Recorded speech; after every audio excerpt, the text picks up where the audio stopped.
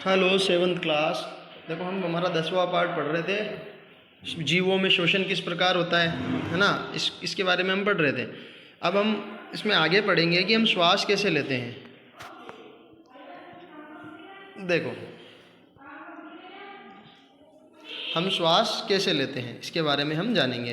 तो आइए हम शोषण की क्रियाविधि जाने, यानी शोषण सांस किस तरीके से ली जाती है। सामान्यतः हम अपने नथुनों यानी नासाद्वार, यानी नाक, जिस नाक में होता है नासाद्वार, हम नथुनों से वायु अंदर लेते हैं। सांस जब हम लेते हैं तो नाक के द्वारा सांस अंदर जाती है, यानी वायु अंदर जाती है।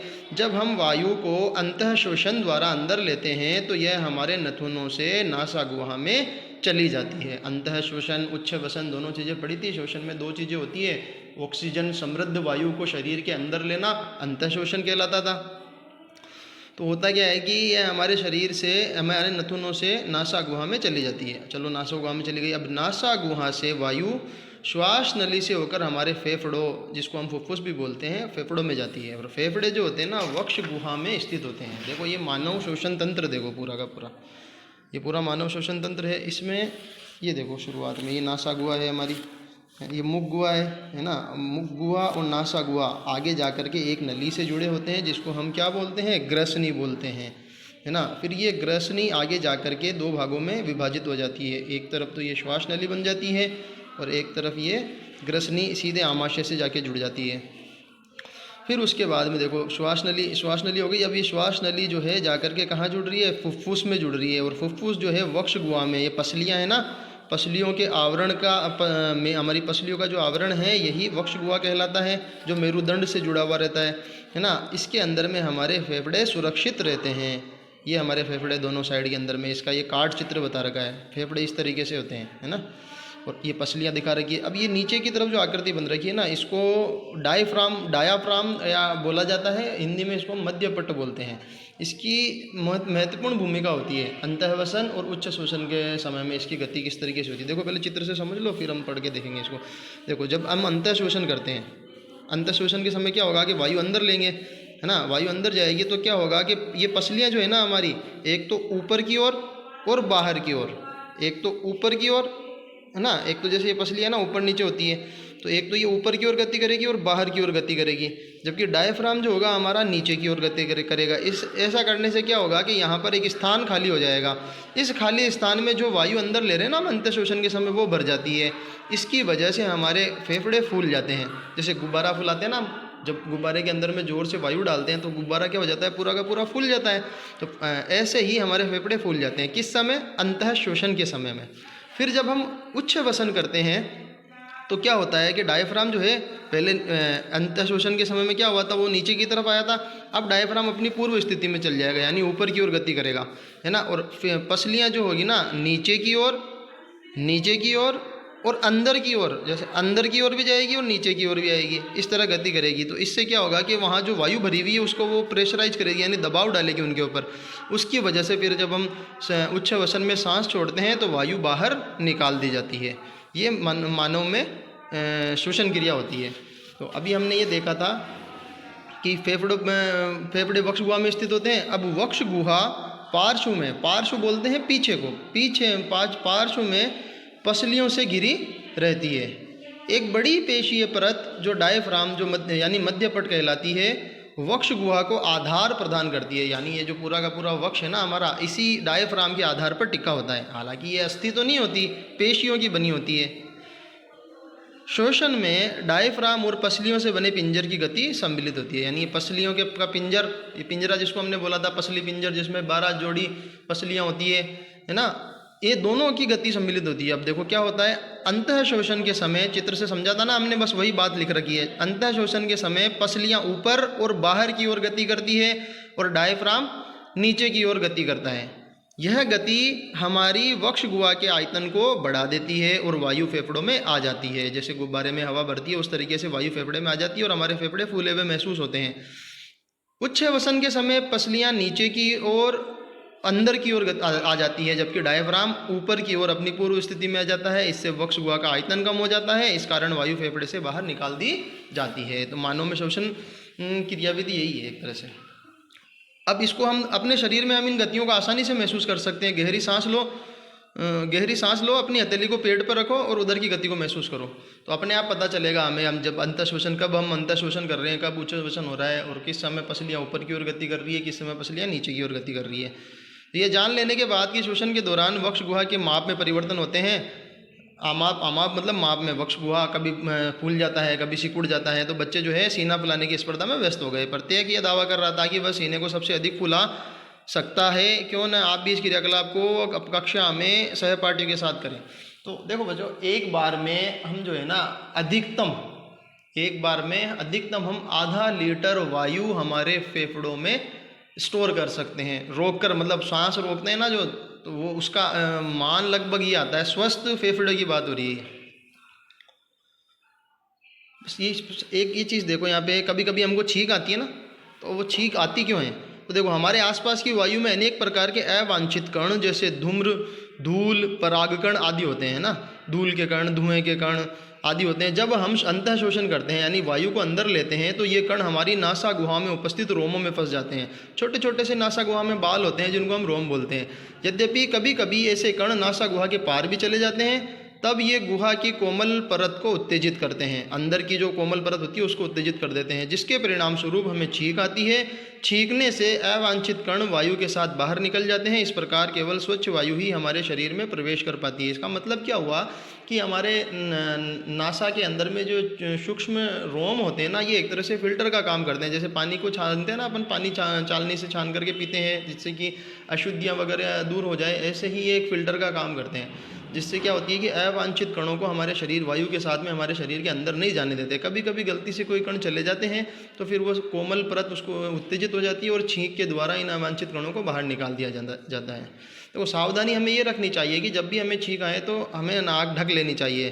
क्यों? क्योंकि हमें ये पता चल गया कि जब हम छींकते हैं ना तो जो अवांछित कण बाहर निकलते हैं। अगर हम नाक नहीं ढकेंगे तो हो सकता है कि कोई और व्यक्ति उस समय अंतः शोषण कर रहा हो और वो कण उस अवांछित कण जो है ना अंतः शोषण के साथ अंदर चले जाएं। इसका ध्यान रखना चाहिए।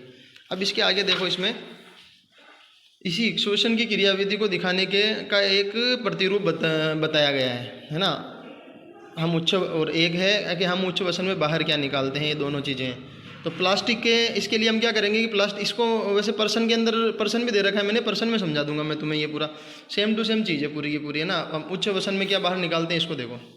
इसके पहले ये देखो, बेहतर जीवन के लिए श्वास क्यों जरूरी है। तो नियमित परंपरागत श्वसन व्यायाम यानी प्राणायाम से हमारे फेफड़ों में वायु को अंदर लेने की क्षमता को बढ़ाता है। नियमित रूप से जब हम श्वसन के व्यायाम करते हैं जिसको प्राणायाम बोलते हैं, तो इससे क्या होता है कि हमारी सांस लेने की क्षमता बढ़ जाती है। इस प्रकार हमारे शरीर की कोशिकाओं को ज़्यादा ऑक्सीजन की आपूर्ति होती है, जिसके फलस्वरूप अधिक ऊर्जा उत्पन्न होती है। अब हम उच्च वसन में बाहर क्या निकालते हैं, तो कोई पतली स्वच्छ परखनली लो जिसमें कॉर्क लगा हो। यदि परखनली उपलब्ध न हो तो आप कांच या प्लास्टिक की बोतल ले सकते हैं। परखनली में थोड़ा सा ताज़ा बना चूने का पानी डालो।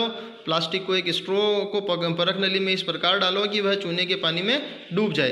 अब स्ट्रो के द्वारा धीरे धीरे चूने के पानी को फूंक मारो। क्या चूने के पानी में कोई परिवर्तन दिखाई देता है? ये देखो, ये जो चूना है, इस चूने के पानी में परिवर्तन हमें दिखाई देने लगता है। उच्च वसित वायु का चूने के पानी पर प्रभाव बता रखा है। हम जानते हैं कि जिस वायु का अंतः शोषण अथवा उच्च वसन करते हैं वह गैसों का मिश्रण है ना। जैसे इसके अंदर में कार्बन डाइऑक्साइड, ऑक्सीजन और भी कई प्रकार की गैसें मिली होती है। क्या हम उच्च वसित करते हैं? क्या हम केवल कार्बन डाइऑक्साइड को उच्च वसित करते हैं अथवा उसके साथ गैसों के मिश्रण को भी उच्च वसित करते हैं? यह आपने यह भी देखा होगा कि अगर आप दर्पण के आगे उच्छ्वास छोड़ते हैं तो आपकी सतह धुंधली दिखाई देती है। यह नमी के कारण होता है। जल के ये बिंदु कण कहाँ से आते हैं? तो कभी कभी कांच के ऊपर जब हम है ना सांस छोड़ते हैं ना, तो वहाँ धुंधला सी सतह बन जाती है। तो उसका मतलब क्या हुआ कि जो हम सांस छोड़ रहे हैं उसके अंदर नमी है, और नमी का मतलब क्या हुआ कि जल के कण भी बाहर निकलते हैं।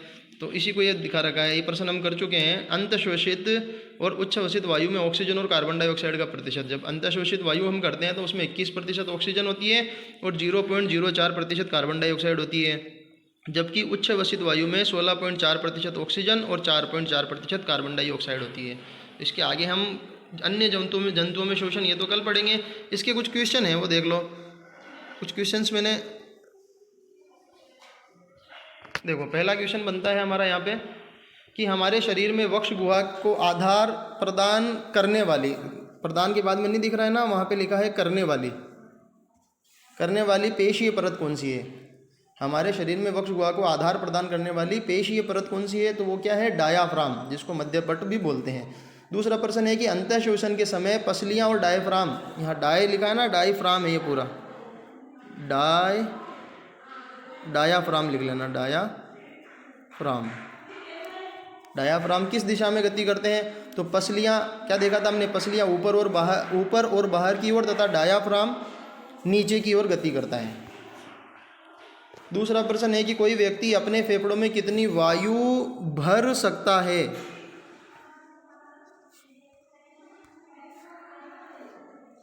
भर सकता है। एक स्वस्थ व्यक्ति अपने फेफड़ों में अधिकतम लगभग आधा लीटर वायु भर सकता है। तीसरा है यही मानव शोषण की क्रियाविधि को सचित्र समझाइए।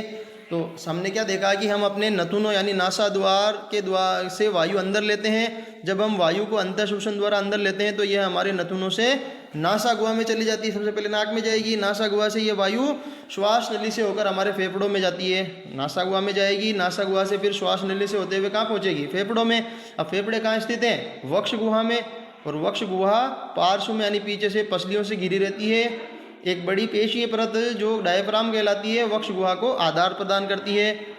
शोषण में डायफ्राम और पसलियों से बने पिंजर की गति सम्मिलित होती है। इसके आगे और लिखना है इसमें, ये तो तीसरा ये हो गया, आधा उत्तर हुआ भी है। फिर उसके बाद में लिखेंगे कि अंतः शोषण के समय पसलियाँ ऊपर और बाहर की ओर गति करती है। अंतः शोषण जब होता है तो अंतः शोषण के समय पसलियाँ ऊपर और बाहर की ओर गति करती है, और डायाफ्राम जो होता है वो नीचे की ओर गति करता है। अभी पढ़ा था हमने इसी के बारे में। यह गति हमारी वक्ष गुहा के आयतन को बढ़ा देती है और वायु फेफड़ों में आ जाती है। जैसे गुब्बारा फूलता है उस तरीके से हमारे फेफड़े फूल जाते हैं। फेफड़े वायु से भर जाते हैं और उच्च वसन के समय पसलियाँ नीचे और अंदर की ओर आ जाती है, जबकि डायाफ्राम ऊपर की ओर अपनी पूर्व स्थिति में आ जाता है। इससे वक्ष गुहा का आयतन कम हो जाता है। इस कारण वायु फेफड़ों से बाहर धकेल दी जाती है। इस प्रकार शोषण की क्रियाविधि पूरी होती है। और ये चित्र भी बनाना है इसके अंदर में। देखो, वायु जब अंदर आती है, वायु अंदर जाएगी तो क्या होगा? पसलियाँ बाहर की ओर गति करती है और डायफ्राम नीचे की ओर गति करेगा। इससे क्या होगा कि यहाँ आयतन बढ़ जाएगा। इस बढ़े हुए आयतन में जब वायु भरेगी तो हमारे फेफड़े फूल जाएंगे।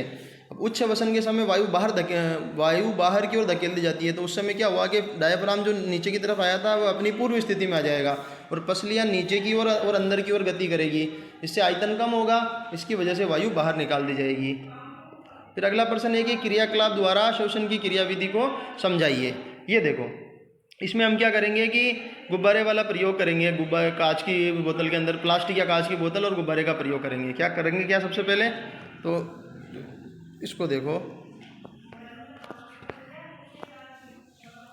सबसे पहले हमने क्या किया, एक प्लास्टिक की चौड़े मुंह वाली बोतल लेते हैं, है ना, और इसके पेंदे को काट कर अलग कर देते हैं। प्लास्टिक की चौड़े मुंह की बोतल लेंगे, उसके पेंदे को काट करके अलग कर देंगे। अब वाई के आकार की कांच अथवा प्लास्टिक की एक नली लेंगे, ऐसी नली जो वाई के आकार की हो, है ना। इसके बाद बोतल के ढक्कन में एक ऐसा छिद्र करते हैं जिससे यह नली आसानी से निकल जाए, बोतल के ढक्कन से के आर पार हो जाए। नली के शाकित सिरों पर, यानी दो वाई के दो सिरे बने ना, ये दोनों सिरे, वाई के दोनों सिरे, इसके नली के शाकित सिरों पर दो गुब्बारे बिना फूले हुए लगा देते हैं। अब नली को चित्र में दिखाए अनुसार बोतल में लगाते हैं और बोतल का ढक्कन बंद कर देते हैं। चित्र अभी आगे आएगा, मैं बताऊंगा तुम्हें। बोतल को इस प्रकार सील बंद कर देते हैं कि वह वायुरुद्ध हो जाए। वायुरुद्ध होने का मतलब उसके अंदर वायु नहीं पहुंच पाए। वायुरुद्ध होने का मतलब क्या हुआ कि उसके अंदर वायु नहीं जा पाए। अब बोतल के खुले पेंदे पर रबड़ अथवा प्लास्टिक की एक पतली शीट तानकर किसी बैंड की सहायता से हम बांध देंगे। चलो, ये काम कर दिया हमने। अब इसके बाद में देखो क्या होगा, इस तरीके से प्लास्टिक की बोतल ली हमने, नीचे के भाग को काट दिया इसके, और इसके अंदर वाई आकार की नली डाली, तो देखो दो बिना फूले हुए गुब्बारे हमने इसके ऊपर लटका दिए, है ना। रबड़ की शीट नीचे की तरफ लगा रखी है। फिर देखो इसके बाद में क्या लिखेंगे। अब ये तो काम हो गया। इसके बाद में फेफड़ों में होने वाले प्रसार को समझने के लिए, प्रसार का मतलब उसका फूलना और सिकुड़ना, रबड़ की परत को पकड़कर आधार से नीचे की ओर खींचते हैं। आधार से नीचे की ओर जब इसको खींचेंगे तो इससे क्या होगा कि इसके बाद रबड़ की परत को ऊपर, एक बार तो नीचे की तरफ खींचेंगे और एक बार ऊपर की ओर खींचेंगे। तो हम देखते हैं कि जब रबड़ की परत को नीचे की ओर खींचा जाता है, तो नीचे की ओर खींचना मतलब अंतः शोषण की जब हम बात कर रहे थे तो डायाफ्राम की गति किधर हो रही थी? नीचे की तरफ। तो उससे उस समय क्या होगा कि उसका आयतन बढ़ जाएगा और गुब्बारा फूल जाएगा। तब गुब्बारे फूल जाते हैं, और जब रबड़ की परत को ऊपर की ओर धकेलते हैं तब क्या होगा कि उसका आयतन कम हो जाएगा, इससे वायु बाहर की ओर निकल जाएगी, तब गुब्बारे पिचक जाते हैं। इस प्रकार श्वसन की क्रिया संपन्न होती है। इस मॉडल में गुब्बारे फेफड़ों को और रबड़ की परत डायफ्राम को प्रदर्शित करती है। ये कहाँ गया, एक मिनट। इसके अंदर में ये रबड़ की परत जो है ना, रबड़ की शीट, ये तो अपने डायफ्राम को बता रही है, मानव श्वसन तंत्र में देखा था ना हमने। और ये जो फूले हुए या पिचके हुए गुब्बारे हैं ये हमारे फेफड़े को बताते हैं। अब इसमें देखो कि बेहतर जीवन के लिए श्वसन यानी व्यायाम, जिसको हम प्राणायाम बोलते हैं, किस प्रकार लाभदायक है। तो नियमित परंपरागत श्वसन व्यायाम, जिसको प्राणायाम बोला जाता है, से हमारे फेफड़ों में वायु को अंदर लेने की क्षमता बढ़ जाती है ना। अधिक समय तक हम वायु को रोक करके रह सकते हैं, इससे हमारे फेफड़े स्वस्थ रहते हैं। इस कारण हमारे शरीर की कोशिकाओं को ज़्यादा ऑक्सीजन की आपूर्ति होती है, जिसके फलस्वरूप अधिक ऊर्जा उत्पन्न होती है, जो बेहतर जीवन के लिए लाभदायक है। क्यों? क्योंकि बच्चों जो भी कार्य हम करते हैं, जैसे बोलने में, चलने में, खाने पीने, पढ़ाई करने में, या कोई श्रम मेहनत का काम करने में, हर कार्य में ऊर्जा लगती है। अब ये ऊर्जा आती कहाँ से है? तो ये ऑक्सीजन से ही तो मिलती है। हमने देखा ना शुरू के अंदर की कोशिकीय श्वसन के अंदर में, कि जब कोशिका ऑक्सीजन की उपस्थिति में कोशिकीय वायवीय श्वसन होता है, तो ये इस भोजन को विखंडित करती है और ऊर्जा को मुक्त करती है। अब इसमें एक लास्ट पर्सन और बच रहा है, जो हम पढ़ चुके हैं अभी, कि जब हम अत्यधिक धूल भरी वायु में सांस लेते हैं तो हमें छींक क्यों आती है। होता क्या है कि हमारे आसपास की वायु में अनेक प्रकार के अवांछित कण होते हैं, जैसे धूल के कण, धुएं के कण, पराग कण आदि होते हैं। जब हम अंतः शोषण करते हैं, यानी कि हम वायु को जब हमारे नाक के द्वारा अंदर लेते हैं, तो ये कण हमारे नासा गुहा में उपस्थित रोमों में, यानी छोटे छोटे बालों में फंस जाते हैं। जब कभी ऐसे कण नासा गुहा के पार चले जाते हैं, यानी इन बालों से भी पार होकर अंदर चले जाएं, तब जब कभी ऐसे कण नासा गुहा के पार चले जाते हैं, तब ये गुहा की कोमल परत, अंदर की कोमल परत को उत्तेजित करते हैं। इसके परिणाम स्वरूप हमें छींक आती है, और छींकने से होता क्या है कि जो अवांछित कण, यानी ऐसे कण जो हमारे शरीर के अंदर नहीं जाने चाहिए, वो बाहर निकल जाते हैं। इसी वजह से बोलते हैं कि छींक आते समय हमें नाक को ढक लेना चाहिए, ताकि जो अवांछित कण बाहर निकले हैं ना, कोई दूसरा व्यक्ति जब उस समय अंतः शोषण करे तो उसके अंदर न चले जाएं। तो ओके क्लास, यहाँ तक देखो हमने पढ़ भी लिया, यहाँ तक कि ये क्वेश्चन आंसर भी मैंने नोट कर दिए, ये क्वेश्चन आंसर कॉपी में करने हैं। इसके आगे का जो पॉइंट है, अन्य जंतुओं में शोषण किस प्रकार से होता है, जैसे कॉकरोच के बारे में हम पढ़ेंगे, केंचुए के बारे में पढ़ेंगे, पादप के बारे में पढ़ेंगे, तो ये हम कल पढ़ेंगे। ओके।